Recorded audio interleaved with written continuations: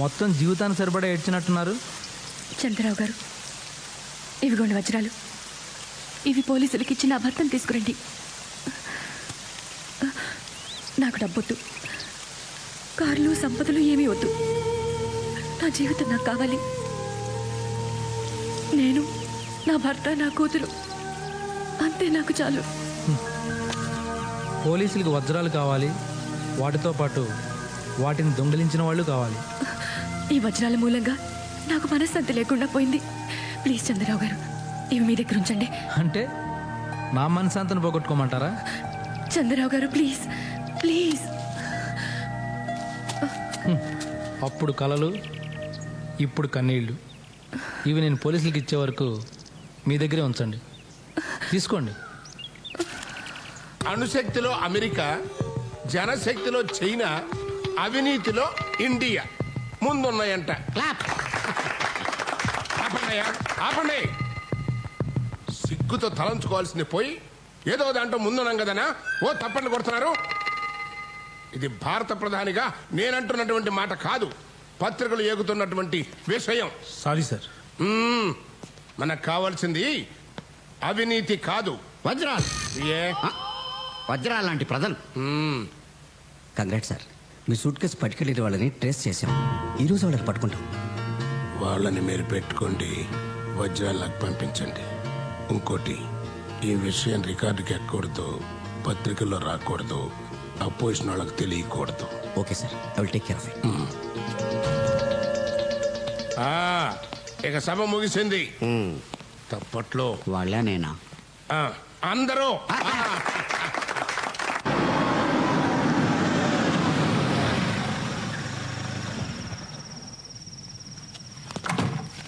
ఆయన ఎలా ఉన్నారు? ఒక్కసారి పోలీసులు చిక్కిన వాళ్ళు బాగుంటారా?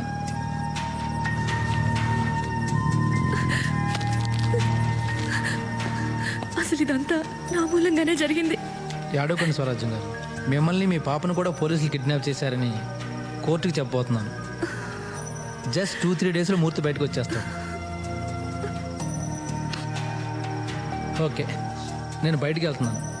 బహుశా ఈ నైట్కి రాకపోవచ్చు. ఇవి పాపకి. మీకు బోర్ కొట్టకుండా ఉండడానికి మ్యాగజైన్స్, డిన్నర్కి బిర్యానీ.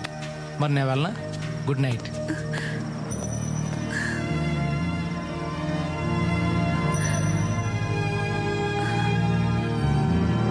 మమ్మీ, ఐస్ క్రీమ్ కావాలి.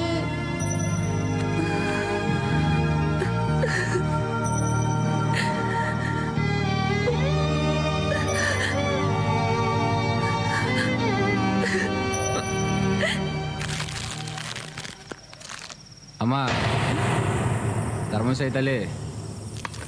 ఎవరు? నా పేరు కలవర్కి. మా ఇంట్లో బియ్యం నిండుకున్నాయి. బియ్యపు డబ్బా ఎక్కడుందో చెప్తే నేను తీసుకుంటాను. బియ్యపు డబ్బా? ఇది మా ఇల్లు కాదు. మా బియ్యపు డబ్బా మా ఇంట్లో ఉంటుంది, కానీ ఇక్కడ ఎందుకు ఉంటుంది? స్వరాజలక్ష్మి గారు, బియ్యపు డబ్బాలో బియ్యం మీ ఇంట్లోనే ఉన్నాయండి. కానీ వజ్రాలు, కోట్ల విలువ చేసే వజ్రాలు లేవే. అవి సాక్షాత్తు మన దేశ ప్రధానమంత్రి గారివి. ఆయన నన్ను పిలిచి వజ్రాలు మన స్వరాజ్యం దగ్గరున్నాయి, పట్టుకురారా అని పంపించారు. మీ ఇంట్లో టేప్ రికార్డర్ దొంగతనం జరిగింది, గుర్తుందా? ఆ రోజే నేను మీ బియ్యపు డబ్బాలోని వజ్రాలు చూశాను. పోలీసుల అకౌంట్లో దొంగతనాలు చేస్తున్నాను కాబట్టి వజ్రాల్లో వాళ్ళకు కూడా వాటా ఇవ్వాల్సి వస్తుంది. అందుకని అవి మీ ఇంట్లోనే ఉంటే సేఫ్గా ఉంటాయని అక్కడే వదిలేసా. పోలీసులు ఇప్పుడు మీకోసం వెతుకుతున్నారు కాబట్టి వజ్రాలు ఇప్పుడు మీ దగ్గర ఉంటే డేంజర్. అందుకే పట్టుకుపోదామని వచ్చా. ఆ వజ్రాలు చంద్రరావు గారు పోలీసులకి ఇస్తా అన్నారు. వాళ్లే వాటిని ప్రధానమంత్రి గారికి అప్పగిస్తారు. ఇవ్వరు. మిమ్మల్ని చంపి వాళ్లే వాటిని పంచుకుంటారు. నా మాట విని అవి ఇలా ఇచ్చేయండి. ఇవ్వను. వాటిని మేమే పోలీసులకు అప్పగిస్తాం. మర్యాదగా అడిగితే మీరెందుకు ఇస్తారు?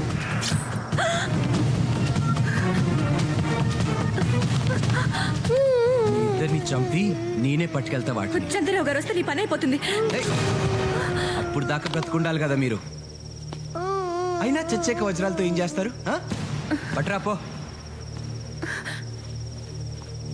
అంకుల్, చాక్లెట్ ఇవ్వనా?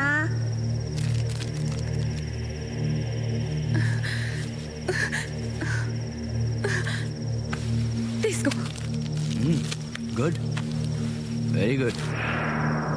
మీ పాప తెలివైందే. ఇవి ప్రధానికి అందజేసి పాపని బాల సంక్షేమ శాఖ మంత్రిని, మిమ్మల్ని మహిళా సంక్షేమ శాఖ మంత్రిని చేయిస్తా. వస్తా. వేడి వేడి బిర్యానీ ఆకలి దంచేస్తుంది. ఆ చంద్రరావుతో మళ్ళీ బిర్యానీ తెప్పించుకోండి. ఇది నేను తినేసిపోతా.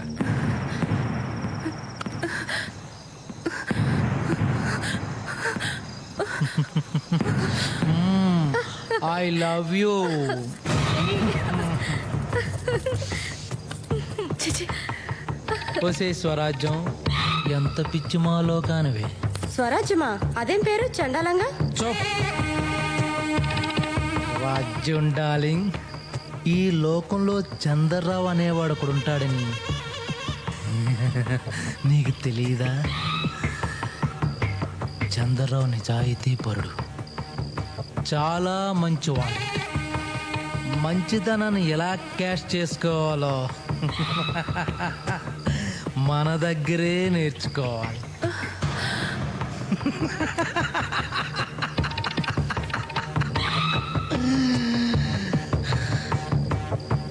ఎలాగూ మూర్తిగాడు పోతాడు. బిర్యానీ తిని స్వరాజ్యం పాప చేస్తారు. వాళ్ళిద్దరిని రైల్వే ట్రాక్ మీద పడేస్తే ఎవడు చంపాడో ఎలా చంపాడో ఎవడికి తెలియదు.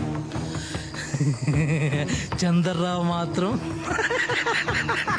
కోటీసుడైపోతాడు. కోటీసుడైపోతాడు.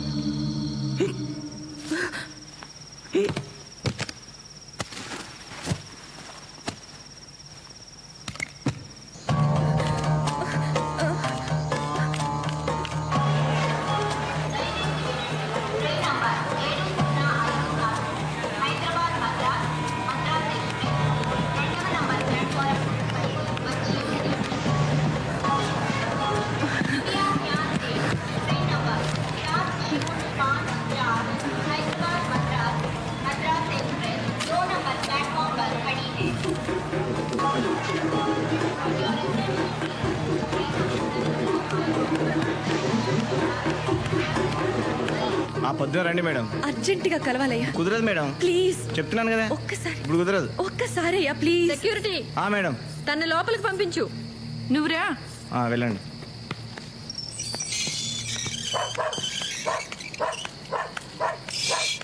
రా కూర్చో. మంచినీళ్ళు ఇస్తారా? ఇదిగో. ఏంటి, ఇల్లు కొనడానికి వచ్చావా? నీ దగ్గరున్న వజ్రాలతో ఈ ఒక్కిళ్ళేంటి? ఇలాంటి 100 ఇళ్ళు కొనొచ్చు. అయినా ఇవాళ రేపు నీలాంటి దొంగలదేగా రాజ్యం. చూడండి, పాత విషయాలు మనసులో పెట్టుకుని నన్ను బాధ పెట్టకండి. మా ఆయన్ని పోలీసులు ఎత్తుకెళ్ళిపోయారు. అయితే నీ మొగుడు వదిలేస్తే ఆ వజ్రాలు నాకు ఇస్తావా? ఎక్కడున్నాయి ఆ వజ్రాలు? నాకు ఇచ్చేయి. నేను ఇప్పుడే నీ మొగుడు రప్పిస్తాను. క్విక్. ఆ వజ్రాలు నా దగ్గర లేవు, కానీ ఎక్కడున్నాయో నాకు తెలుసు. ఆయన సురక్షితంగా మా ఇంటికి వస్తే అవి ఎక్కడున్నాయో చెప్తాను, మీరు తీసుకోవచ్చు. మొగుడికే తెలియకుండా వజ్రాలు కాజేసి నిన్ను ఎలా నమ్మడం? ఆ వజ్రాల కోసమైనా మీరు నన్ను నమ్మాలి. మా వారి కోసం నేను మిమ్మల్ని నమ్మాలి. మమ్మీ ఆకలేస్తుంది. చీ, మీకు ప్రాణం కంటే డబ్బు ఎక్కువైపోయిందిరా. మీలాంటి మారల్స్ వాల్యూస్ లేని వాళ్ళు నేను ఇంతవరకు చూడలేదు. ఫు. నువ్వెన్ని లొకేషన్స్ మార్చినా మేం చెప్పేది ఒకటే, మాకు తెలీదు. నాయుడు గారు, ఈ సత్యమూర్తిని మీ తాకట్లో ఉంచుకుని నన్ను వదిలేయండి ప్లీజ్. నాకు ఒక్కరోజు టైం ఇవ్వండి. ఆ వజ్రాల్ని వీడి పిల్లల్ని ఎక్కడున్నా సరే పట్టుకుని మీకు అప్పచెప్పకపోతే నన్ను అడగండి. అడగడం ఎందుకు, వీటిని చంపేయండి ప్లీజ్. ఒకే ఒక్క రోజు నేను మీకు చేసిన సాయం, మీరు నాకు చేసిన సాయం గుర్తు తెచ్చుకోండి. ఫ్రెండ్షిప్ ముఖ్యం. కరెక్ట్, ఫ్రెండ్షిప్పే ముఖ్యం. అడుగోనమ్మా, నీ మొగుడు 4 దెబ్బలు తిన్నాడు కానీ క్షేమంగానే ఉన్నాడు. డాడీ, ఏమనుకోకండి సార్, చేతులు కట్టేశారు, లేకపోతే సెల్యూట్ చేసేవాడిని. పాపిష్టదాన్ని. నేను చేసిన తప్పు వల్ల మీరెంత నరకం అనుభవించారండి. నన్ను క్షమించండి ప్లీజ్. ఆ విషయాలన్నీ తీరిగ్గా ఇంటికెళ్ళి మాట్లాడుకోవచ్చు. ఆ వజ్రాలు ఎక్కడున్నాయో చెప్పేస్తే మీ ఇద్దరిని వదిలేస్తా. నా సంగతి ఏంటి సార్? ఆ వజ్రాలు చంద్రరావు గారి దగ్గర దాచానండి. ఆయన తన ఫామ్ హౌస్ లో ఉన్నారు. మీరు వెళ్తే ఆ వాప చెప్పేస్తారు. Are you sure? రే బామ్మర్ది, నేను వెళ్తున్నా. ఈ అమ్మాయి చెప్పింది అబద్ధం అని తేలితే నేను నీకు ఫోన్ చేస్తా. ఆ పిల్లతో పాటు వీళ్ళందరినీ చంపేయి. అలాగే వీళ్ళకి భోజనాలు అవి చూడు. ఆ పిల్లకి పాలు కూడా జాగ్రత్త.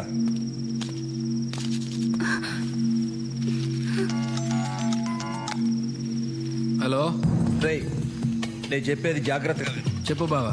చంద్రరావుని కలవడానికి వెళ్తున్నా.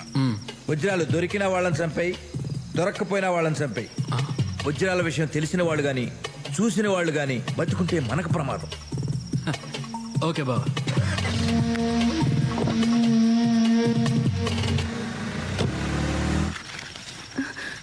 నీ ₹1,00,00,000 కారుకి నన్ను డ్రైవర్గా పెట్టుకోవా ప్లీజ్?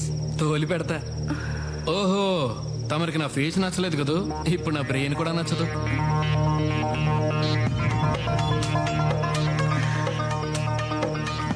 నిజమే, నీకేదో చాలా బ్రెయిన్ ఉందనుకుంటున్నావు, కానీ నీ అంత తెలివి తక్కువ వాడిని నేను ఇంతవరకు చూడలేదు. వజ్రాలు చంద్రరావు దగ్గర నుంచి లాక్కుని మీ పోలీసోడు చంద్రరావుని చంపేస్తాడు. ఆ విషయం బయటపడకుండా ఉండాలంటే మేమందరం చచ్చిపోవాలి. నీకు ఫోన్ చేస్తాడు, నువ్వు మమ్మల్ని అందరినీ చంపేస్తావు. అంతే కదా? అంతే కదా. ఆ తర్వాత మమ్మల్ని అందరినీ నువ్వే చంపావని కేసు పెట్టి నిన్ను జైలుకి పంపిస్తాడు. అప్పుడు పోలీసు వాళ్ళకి కథ మొత్తం చెప్పేస్తా. కాబట్టి మీ బావకి నువ్వు కూడా డేంజరస్. నిన్ను చంపేస్తాడు. ఒరే, నేను పని మీద బయటికి వెళ్తాను. వీళ్ళు మాత్రం వదలొద్దు. నేను చంపేయమంటే చంపేయండి, వదిలేయమంటే వదిలేయండి. ఓకే? అలాగన్నా. వాడు ఆ వజ్రాలు పట్టుకోవడానికి వెళ్తున్నాడయ్యా. మీకు కనీసం కూల్ డబ్బులన్నా ఇచ్చాడా లేదా? కూలి డబ్బులే ఏంటండి, 500 కోట్లు దొరికినప్పుడు వీళ్ళందరికీ ఎంతో కొంత వాటా ఇవ్వాలి కదా.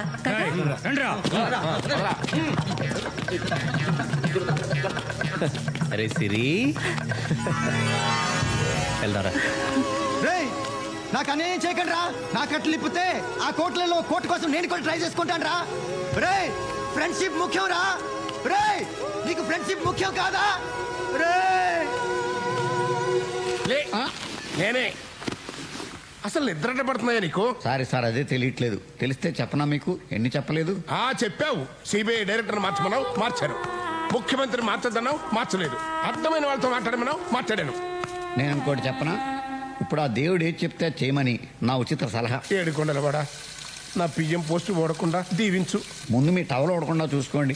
కావాలంటే 500 కోట్ల వజ్రాలు నువ్వే తీసేసుకో.